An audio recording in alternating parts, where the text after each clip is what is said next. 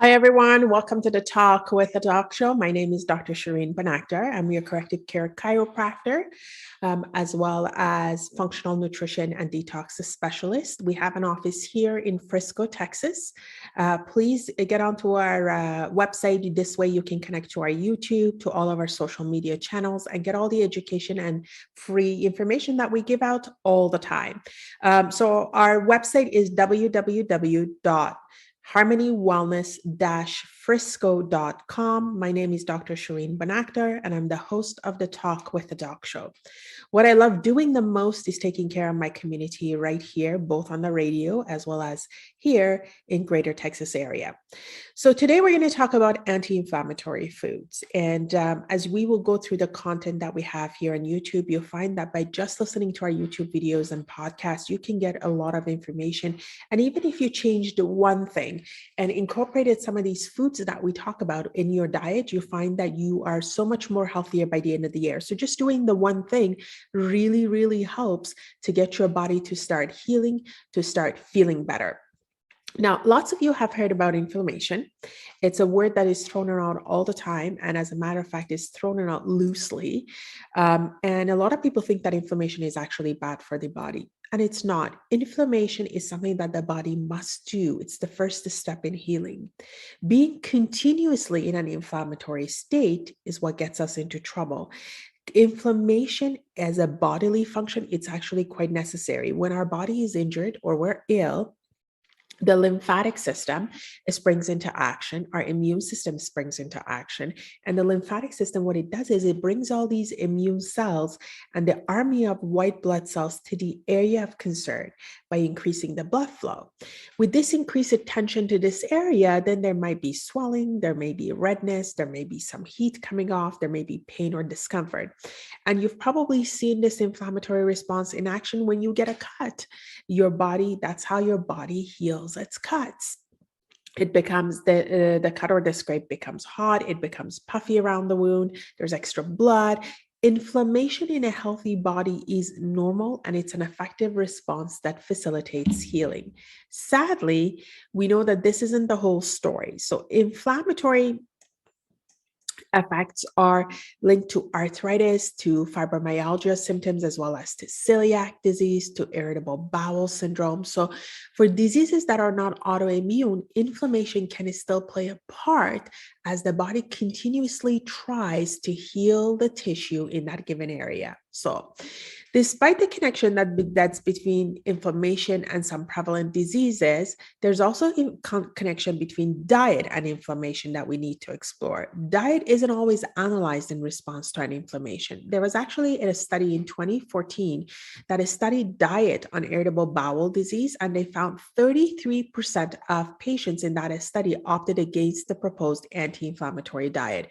All of the patients who participated and consumed an anti-inflammatory food found enough relief that they were able to discontinue at least one of their medications. So, in other words, if it doesn't hurt you, don't do it. The anti-inflammatory diet, and that's what we're talking about today. We're going to go over some foods that are part of an anti-inflammatory diet. A Mediterranean diet is always thought of as an anti-inflammatory diet because it's very low. It has little to no red meat. There's no chemicals or meat additives, and it has abundance of omega-3 foods. And that's the one that's normally thought about when we think about anti-inflammatory diets. But let's talk about some anti-inflammatory foods for you here. Just adding green leafy vegetables will decrease the inflammation. So that produce drawer in the first spot in your refrigerator or pantry to fill when you're fighting inflammation. Fruits and vegetables, of course, you know this, are full of antioxidants, vitamins that restore cellular health, as well as anti-inflammatory flavonoids.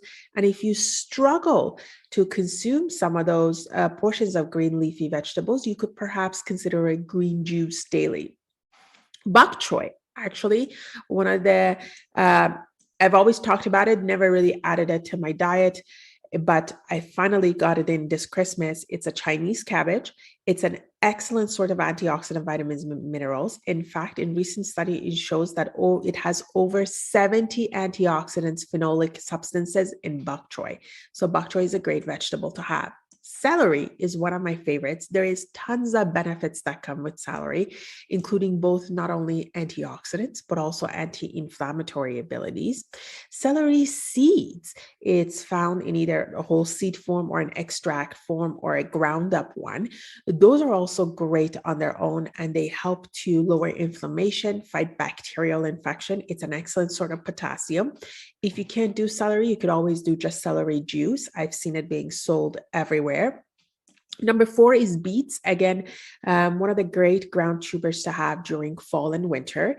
It is full of antioxidant. It's very deep in color, and that the deepness in color is actually betalain, which gives it that excellent color, and it's an excellent anti-inflammatory substance. When it's added to your diet, it repairs cells and it adds high levels of inflammation, fighting both potassium and magnesium. So if you have any sort of magnesium deficiency, and magnesium deficiency is highly linked with inflammatory conditions, then you want to make sure that you take a lot of beets. Beets is fantastic, an anti-inflammatory that is both rich in both calcium as well as magnesium.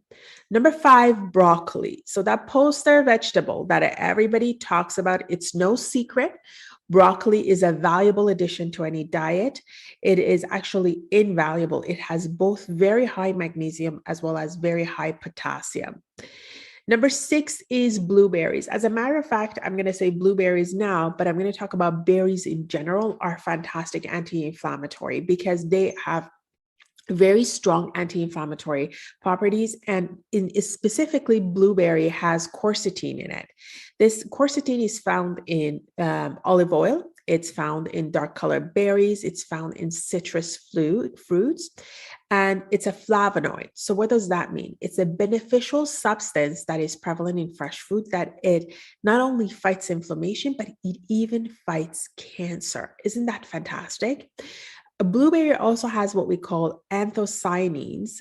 These are water-soluble vacuolar pigments that gives it that red, the purple, or the deep blue pigment.